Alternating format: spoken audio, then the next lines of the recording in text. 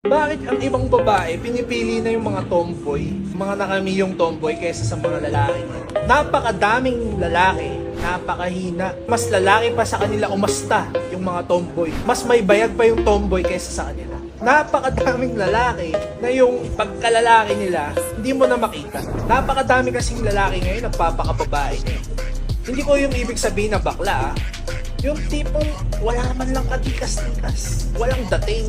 Mas may dating pa yung tomboy eh. Mas masipag pa yung tomboy sa'yo eh. Mas reliable pa yung tomboy sa'yo.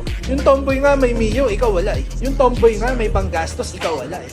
Yung tomboy nga may pang-provide sa pamilya, ikaw lalaki ka wala. Sarili mo nga, di mo kayang buhayin. Typical na lalaki ngayon na nag-ML lang sa sa kanto. Kaya kung lalaki ka, mahiya ka naman.